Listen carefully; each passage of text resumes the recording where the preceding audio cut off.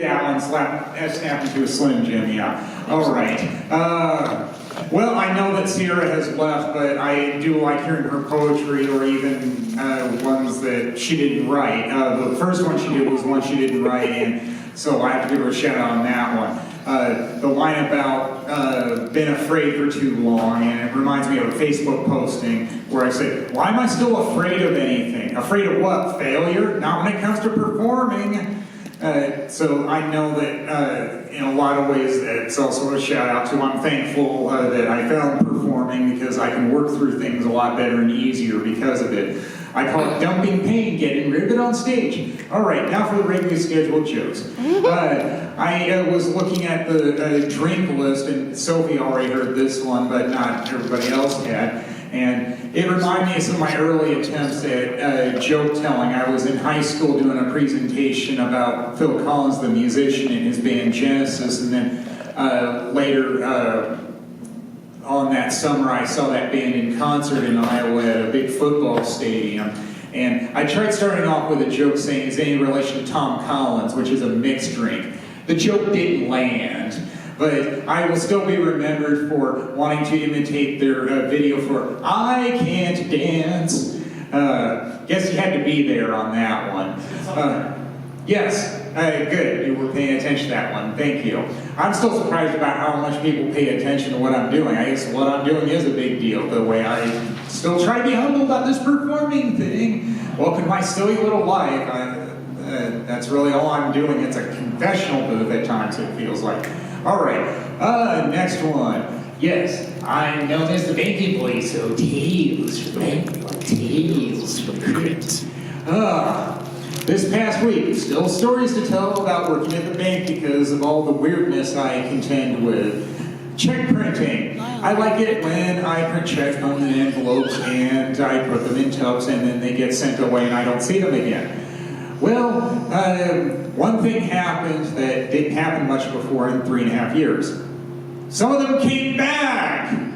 The horror. Yeah, there was more than 40 of them that came back, and when I saw the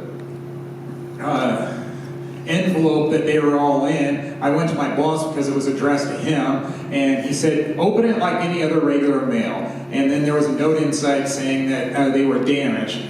No, they were wet. Looked wet, still smelled a little wet. And he said that he'll look at them when he gets back in the office soon. And it's like, okay. I didn't know what else to do. It's always good to wait for the order on what you do with them.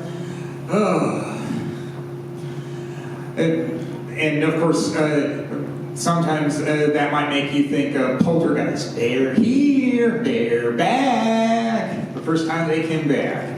And then the other notable thing of the past week is that our department luncheon got postponed for the second time. And I'm wondering if anybody's running a betting pool on if it will get postponed again. One colleague of mine thinks that it will. Well, I bring my lunch in case it does get postponed, so either way, I'm covered. It's canned food, so I can easily do that. All right. Yes, Redbox movies. Still doing that fairly regularly. The one I got this weekend was a weird one, but it still worked for me.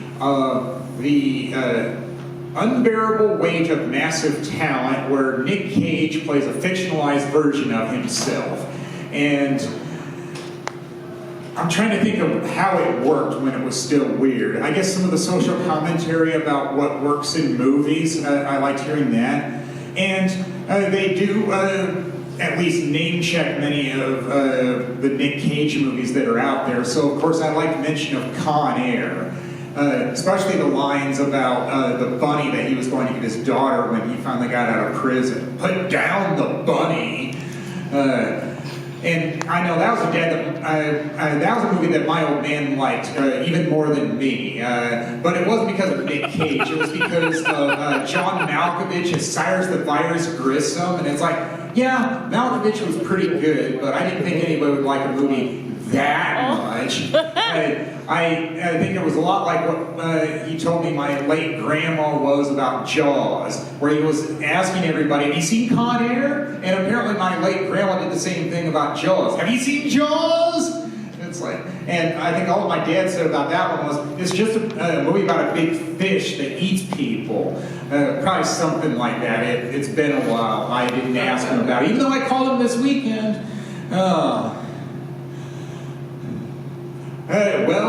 There's still the online activity. I guess LinkedIn is technically social media. I call it Facebook for office workers. And I heard from somebody on LinkedIn, and I hardly ever hear from people on that because I've been cutting down the number of contacts I have. Now I'm barely above 50. It was a fellow writer I heard from this week, and he said, how you doing? I'm fine. I'm no longer a member of the Writers Union, though. Had to cut costs, and most memberships didn't make the list, didn't make the cut. And then he said, I'm dealing with Bitcoin now. Are you familiar with that? And I said, thanks to this TV show Big Bang Theory, I am. And he responded to that. I haven't read his response yet, but I'm almost afraid that his next response is, so, you want to invest? And I have to say, no! And on a good one, I did a meetup at a microbrewery, and I liked the third person I talked to, but then that meant having to wade through the first two people. One of them wanted to talk about celebrities, which was annoying because everybody claims to be an expert about that. And then the second one had a shirt that was 3 plus 3 divided by 3 equals 4, and how it confused people. And I said, hey, I learned that in school, order of operations. Then I talked about home economics class, and somebody said, what, they still teach that? Yeah, it's called adulting now, people. Well, yeah, I could have talked about person number 3, but, well, there's no good story in that. The most annoying things in life are the best jokes. So that'll do it for me. Thank you all, been great. Woo!